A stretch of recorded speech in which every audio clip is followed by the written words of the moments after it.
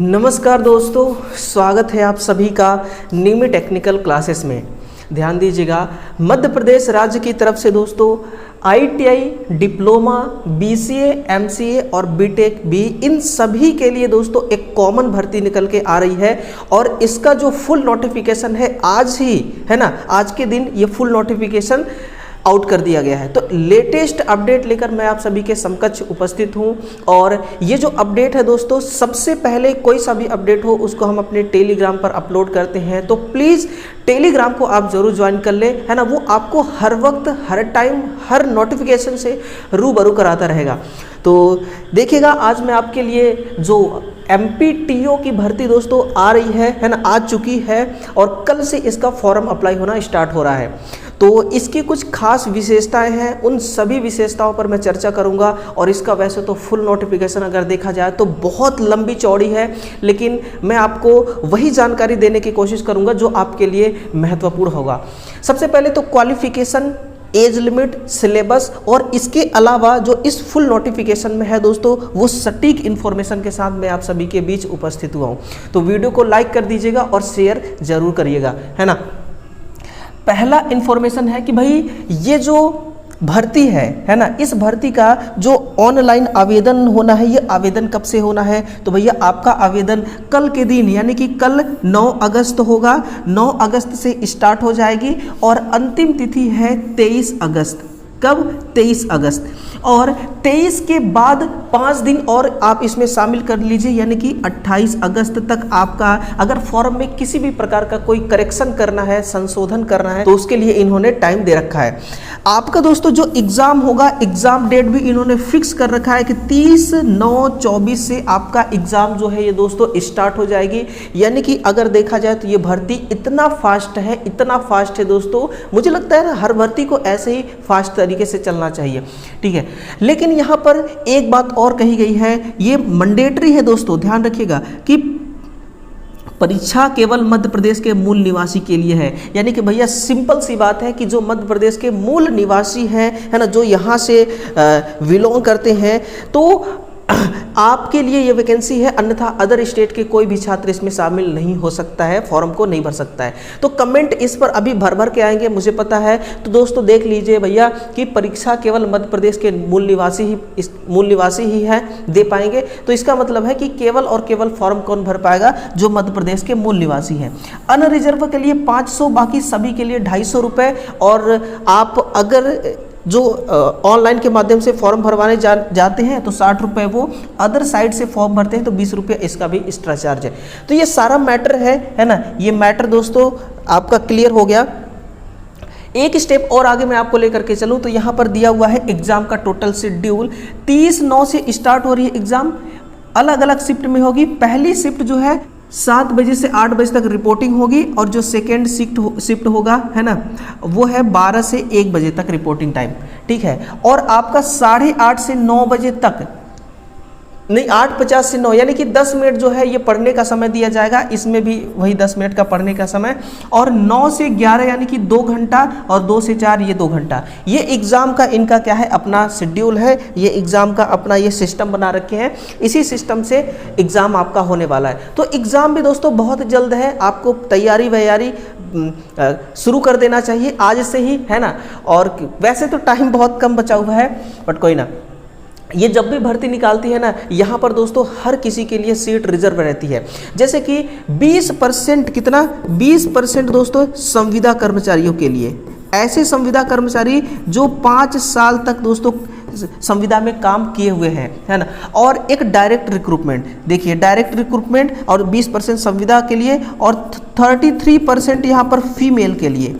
किसके लिए? फीमेल के लिए सीट जो है ये रिजर्व्ड रहती है। यहाँ पर सीधी भर्ती का देखा जाए तो टोटल 450 पदों पर भर्ती को रिलीज किया गया है। कितना? 450 पोस्ट है दोस्तों। ये MPTO जो है ट्रेनिंग ऑफिसर इंस्ट्रक्टर की वैकेंसी है। बाकी अनरिजर्व में 131, EWS में 40, अनुसूचित जाति 71 और अनुसूचित जनजाति 89। और फिर ये है आपका अPW का मतलब क्या हो गया, ये तो एक्स सर्विसमैन हो गया, है ना। ST SC OBC 119 है, है ना, वो 119 है ओबीसी के लिए, ठीक है। तो इतना हिंदी में, ये हिंदी फॉर्मेट में है दोस्तों, इतना हिंदी थोड़ा सा दिक्कत आने लगती है ना, बाकी ऐसा नहीं, हम भी अंग्रेज नहीं, हम भी हिंदी हैं। देखिए यहाँ पर क्या है कि भर्ती का टोटल सिनेरियो क्या है दोस्तों, ध्यान दीजिएगा।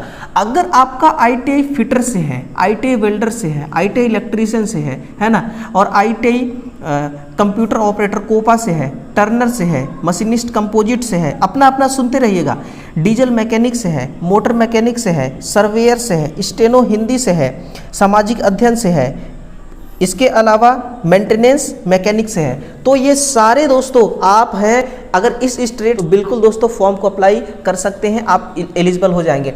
बाकी फिटर के लिए टोटल 70 सीट है, वेल्डर 82 पर है, इलेक्ट्रीशियन 60 पर है ना, कोपा 70 सीट है, टर्नर 20 सीट है, और मशीनिस्ट कंपोजिट के लिए 16 वैकेंसी है, डीजल मैकेनिक के लिए 20 है, मोटर मैकेनिक के लिए 50 है, सॉरी मोटर मैकेनिक के लिए हाँ 50 है, और सर्वेयर के लिए 8 है, और स्टेनो हिंदी के लिए 16 है, और फिर आपका सामाजिक अध्ययन के लिए 22 है ना, मेंटेनेंस मैकेनिक के लिए 16 है, और इस प्रकार से इसको डिस्ट्रीब्यूट किया गया है अलग अलग कैटेगरी के अकॉर्डिंग।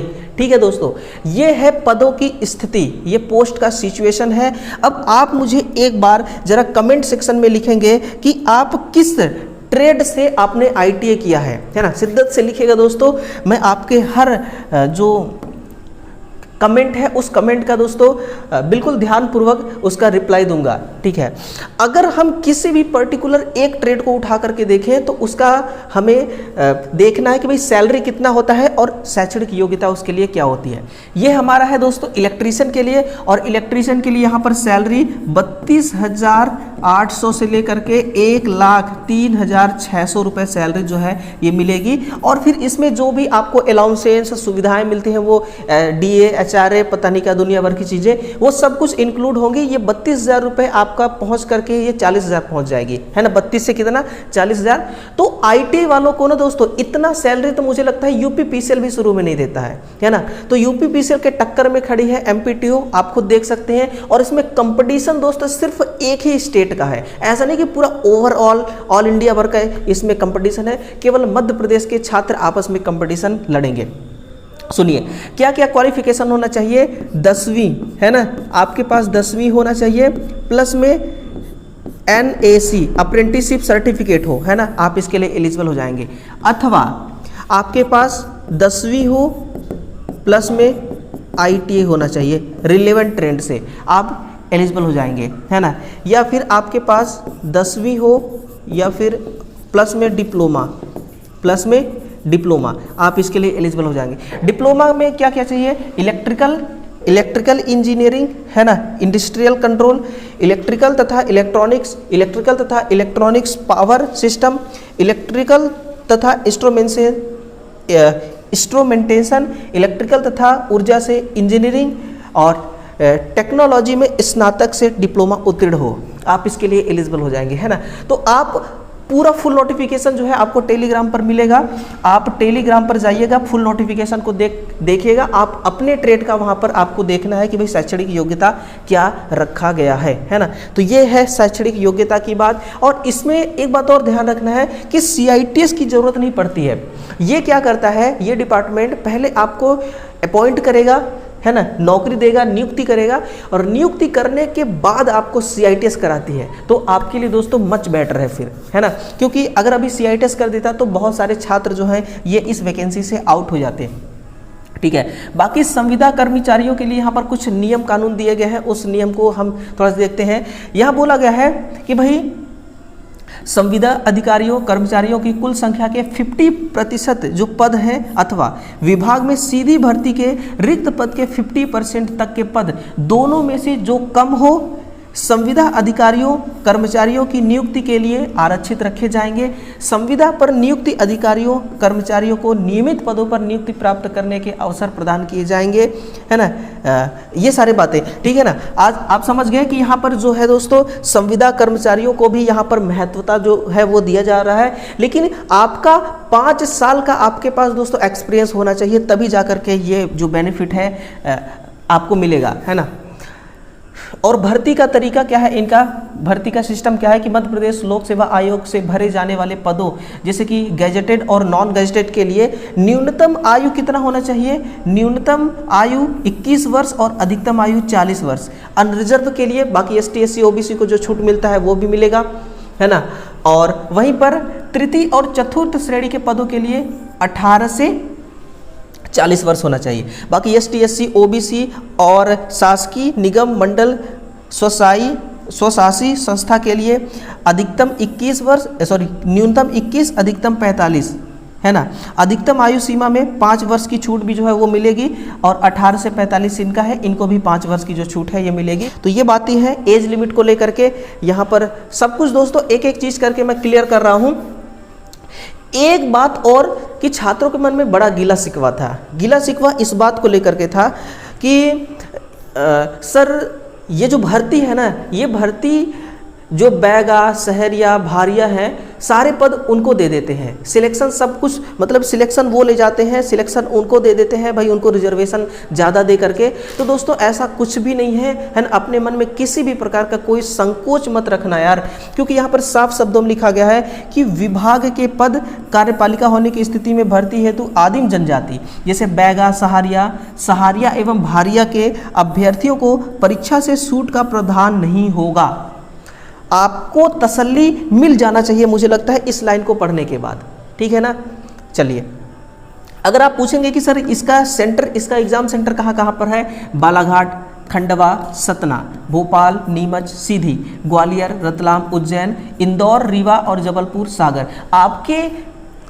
आपके घर से, है ना, आपके होम से, आपके घर से कौन सा ये एग्ज़ाम सेंटर पास पड़ रही है ना, आप उसी को सिलेक्ट कर लीजिएगा और आराम से आप एग्ज़ाम देने चले जाइएगा, ठीक है। अगर थोड़ा सा और मैं आपको आगे ले चलूँ तो यहाँ पर दोस्तों देखिएगा, ये है इनका टोटल सिलेबस आपसे क्या कह रहा है कि भाई 75 क्वेश्चन तो हम आपसे पूछेंगे आपके रिलेवेंट ट्रेड से, जिस ट्रेड से आप फॉर्म अप्लाई करेंगे।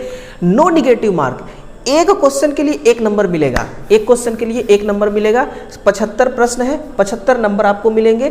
बाकी विज्ञान, गणित, सामान्य ज्ञान, तार्किक ज्ञान, बेसिक कंप्यूटर ज्ञान, इन सभी को मिला करके 25 नंबर के हैं। टोटल 100 नंबर का आपका यहाँ पर क्वेश्चन होने वाला है। ये सब कुछ भले दिया है दोस्तों, लेकिन यहाँ पर सबसे बड़ा जो रोल रहता है वो MP GK का रहता है। किसका? वो MP GK का रहता है ना। तो MP GK का दुनिया भर के सवाल आते हैं। बाकी विज्ञान, मैथ, साइंस, है ना, ये जो है इसके भी सवाल आपको देखने को मिलेंगे। इस प्रकार से 100 क्वेश्चन इनका कंप्लीट होता है और इसमें निगेटिव मार्क इसमें किसी भी प्रकार का नहीं रहता है ना। तो जो भर्ती का PDF था दोस्तों, नोटिफिकेशन, ये बहुत लंबा चौड़ा था। इसको मैंने शॉर्ट में जो आपके लिए चाहिए, जो आपके लिए जो कंटेंट चाहिए, जो इन्फॉर्मेशन चाहिए, वो चीज़ मैंने आपको दे दिया। बाकी इसका फुल नोटिफिकेशन हमारे टेलीग्राम पर पड़ा हुआ है, वहाँ से जा करके आप उसको चेकआउट कर सकते हैं, ठीक है ना।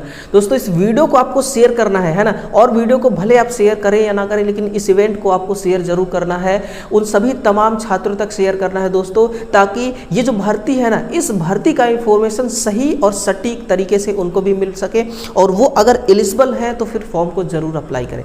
कल से आवेदन शुरू हो जाएगा, कैसे कैसे आवेदन करना है पूरा प्रोसेस मैं आपको बताऊँगा, इसलिए आप हमारे साथ बने रहिएगा, है ना दोस्तों। आपका और हमारा जो रिश्ता है वो दिल से दिल तक का है, इसलिए दोस्तों दिल से दिल तक के इस प्यारे से चैनल में जुड़े रहिएगा, चैनल को सब्सक्राइब जरूर करिएगा। वीडियो कंप्लीट देखने के लिए आप सभी का तहे दिल से स्वागत है। Okay, bye bye.